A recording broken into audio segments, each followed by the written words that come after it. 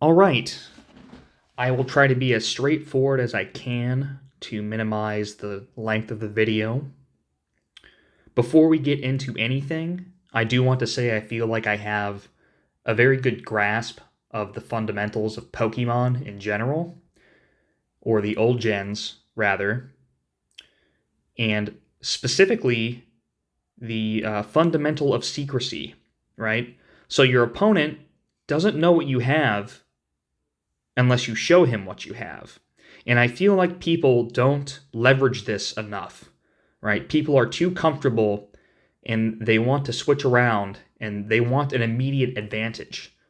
Well, you're going to rack up a more long-run advantage if you show as little as your cards as you can. And you're going to probably see what I mean here and how I can leverage that. I didn't bring up before how I leverage that to beat this person. I can't remember. I know this person isn't running a big three, but it should be sufficient enough to explain the topics we touched on before. I think they're running two of the big three. I'm not sure, but I'm recording and I don't want to tab out and go back and flip my phone and all that. Okay, so let's go ahead and get into it. That music's annoying. I'm going to figure out how to turn it off. Can you? Yeah, there we go. My recorder is in the way. Off. Okay. So right off the bat, we have lead Ninetales Gengar.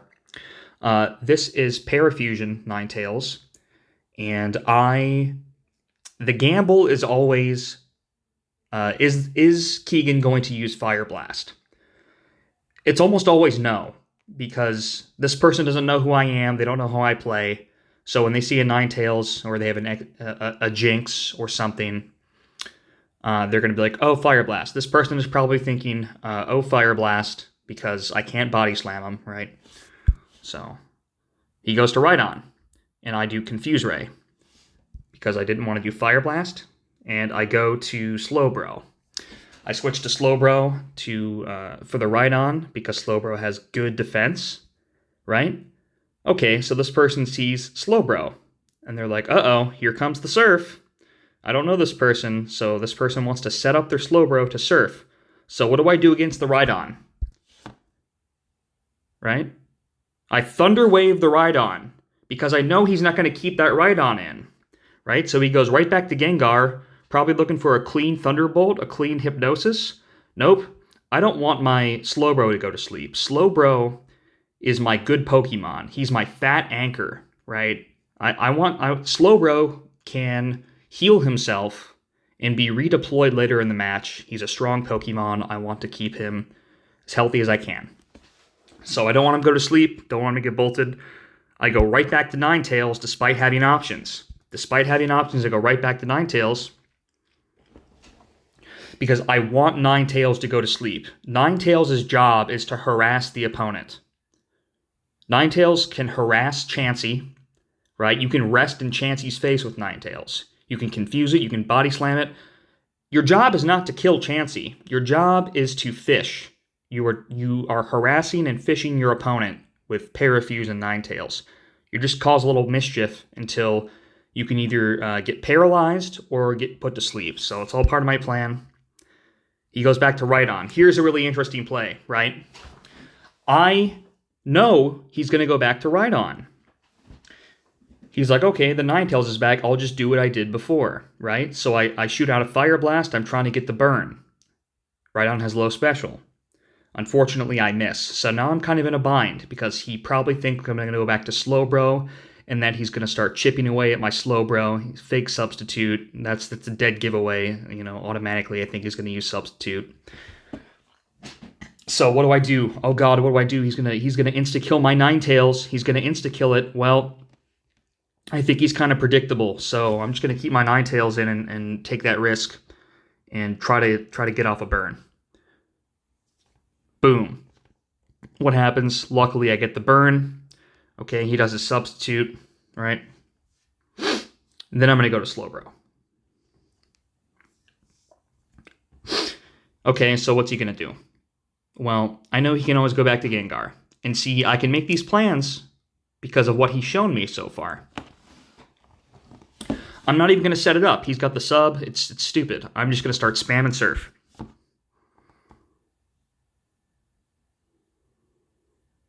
The slam. Surf.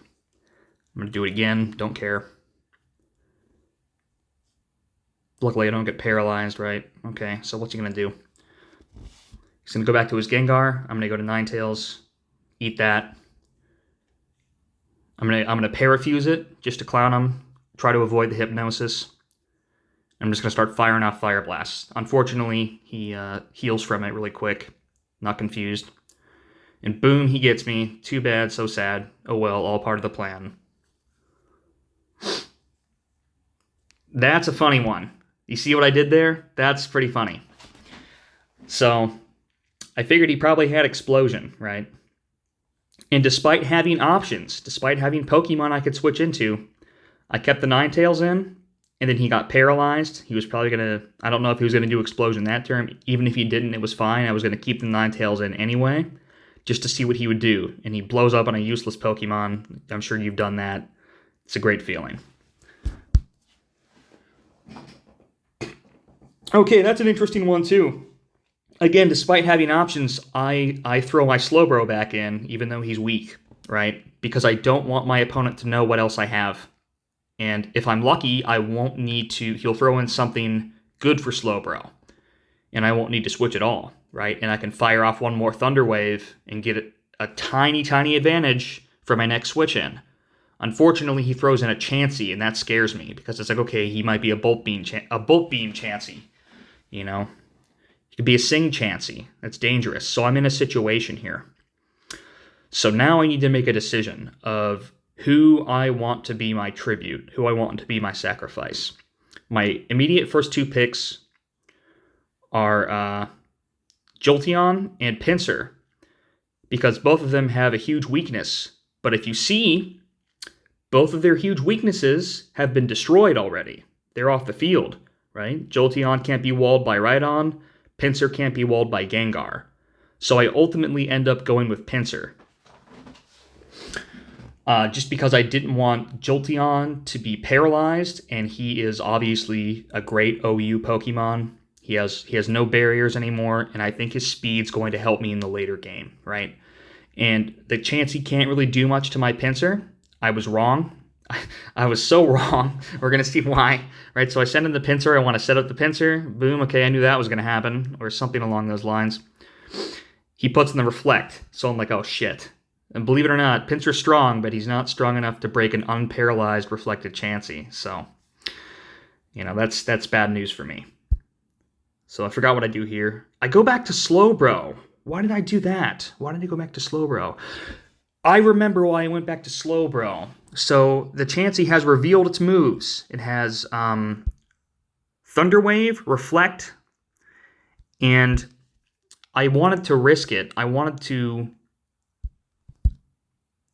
risk. I just didn't believe that Chansey had Bolt Beam because she didn't use Thunderbolt right off the bat, and that would have eliminated her chance to insta-kill a Slowbro. And it's like, you want to kill the Slowbro, right? She used Thunder Wave when I switched in. I said I knew that was going to happen. That was a lie. I thought she was going to use Thunder Wave, or I thought she was going to use Sing, and I was going to try to put the Pinsir in for that. But Thunderbolt, sorry. But she used Thunder Wave and not Thunderbolt, and then sets up a Reflect. So I'm just confident. I'm just confident that it's not a Bolt Beam Chansey at that point. So I feel comfortable enough to put the Slowbro in.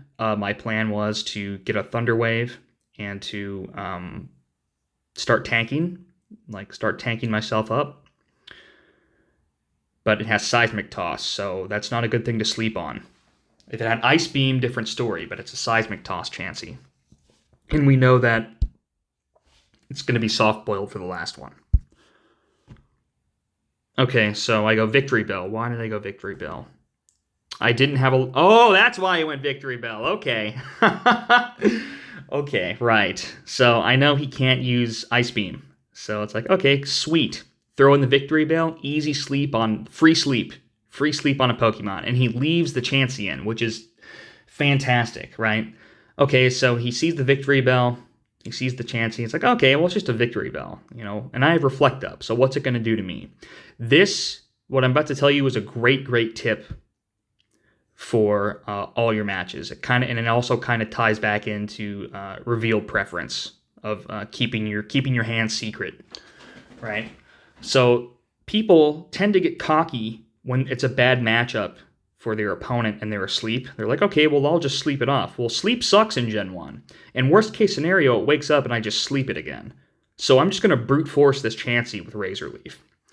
And I think brute forcing sleeping Pokemon is a great way to break through hard wall teams. Like a guy used a team against me once, and it had probably the best defensive Pokemon. It wasn't a big 3 team. It just had really good switch ins, right? And how do you beat that? You're forced to switch around all the time. Not really. You can choose to stay in and brute force something with a shitty attack, and worst case scenario, the Pokemon wakes up and you have another free sleep. So I choose to brute force it. It works out for me. I wasn't worried. I wasn't deterred. I wasn't scared by this. It's fine. We're just gonna skip through killing this Chansey. If it wakes up, not a problem.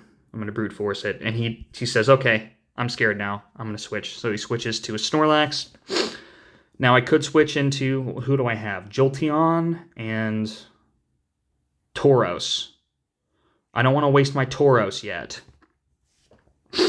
So I don't want to switch anything in. I don't want to show him anything. He switches in slow ass Snorlax, so I'm just gonna brute force him with Wrap. Like, if I miss, too bad, so sad. I'm gonna start going for the Wrap.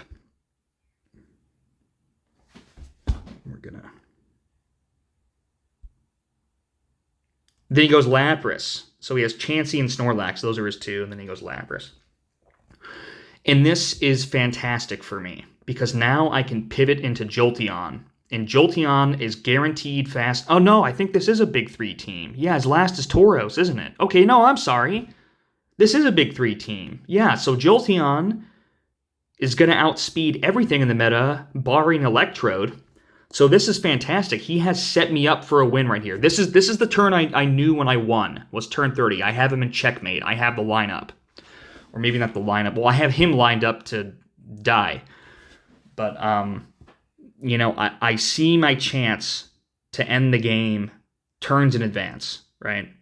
So he throws in Lapras. Sucks to be him. He doesn't know I have a Jolteon yet, right? Jolteon's going to outspeed everything. Turn 30, I win. Like, I just know I win. So here we go. We're going to pivot into the Jolteon, and there's nothing he can do about it. Absolutely nothing.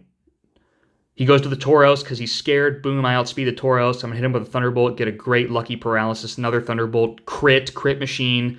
Even if I didn't crit there, I would get a free Thunder Wave, right? And then I could I could end the game with my own Tauros. You know what I'm saying? There's nothing he can do. I mean, maybe there is. I haven't really thought about it, but, from first glance, the dopamine's pumping. I knew I had him dead to rights, because that Tauros is going to get paralyzed. My Tauros is free to go. I have a Slowbro. I have ammunition in the back. So it's like, you're done for. So the rest of the match, very predictable. I'm just going to keep brute forcing him. Amnesia, whatever, don't care. Going to keep going. And we can just skip right to the end here. Okay. So my last Pokemon is Tauros, that's right. So the lineups. You need to, when you're using niche Pokemon, you really need to identify their strengths and weaknesses and figure out where they belong in your lineup. Are they early game? Are they mid game? Are they late game? So if I look at my team, I didn't even use one of my Pokemon, which is amazing.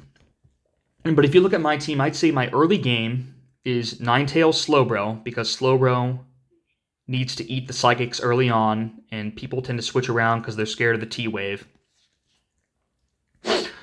So Ninetales Slowbro, I couple them, I switch them in and out, and I get some Thunder Waves going, and maybe I tank up Slowbro if I'm lucky, if the opponent doesn't have a counter.